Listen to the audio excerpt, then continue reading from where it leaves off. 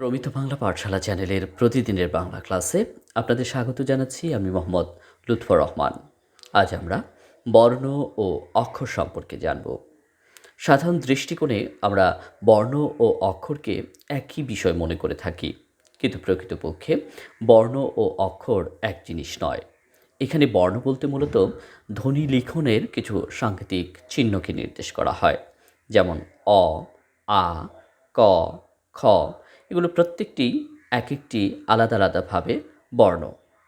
অপরপক্ষে অক্ষর বলতে আমরা বুঝি একটি শব্দের মাঝে থাকা ক্ষুদ্র ক্ষুদ্র অংশসমূহকে, অর্থাৎ আমাদের নিঃশ্বাসের স্বল্পতার কারণে যখন আমরা একটি শব্দকে উচ্চারণ করতে চাই, তখন সেই শব্দের পুরো অংশটাকে আমরা একবারে অনেক সময় উচ্চারণ করতে পারি না।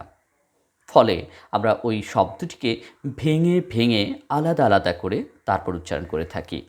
এই যে নিঃশ্বাসের স্বল্পতম প্রয়াসে একটি শব্দকে ক্ষুদ্র ক্ষুদ্র অংশে ভাগ করে উচ্চারণ করা, এবং এই যে ক্ষুদ্র ক্ষুদ্র ভাগসমূহ, এই ক্ষুদ্র ক্ষুদ্র ভাগসমূহকেই মূলত বলা হয় অক্ষর।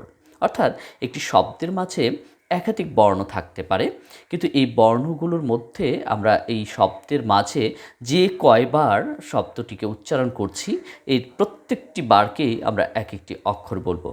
যেমন ধরুন, আকাশ শব্দটির কথা যদি আমরা বলি, আকাশ শব্দটিকে আমরা মূলত দুবার উচ্চারণ করে থাকি আমাদের নিঃশ্বাসের স্বল্পতার কারণে।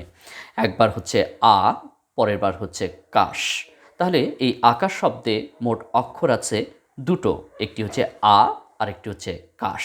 কিন্তু আমরা যদি বলি আকাশ শব্দে মোট বর্ণ কতগুলো আছে, তাহলে কিন্তু বলতে হবে এখানে বেশ কয়েকটি বর্ণ আছে, যেমন আ, ক, আকার এবং তালব্য স। অর্থাৎ আমরা দেখতে পাচ্ছি আকাশ শব্দে মোট 4টি বর্ণ রয়েছে, কিন্তু অক্ষর আছে মাত্র দুটো।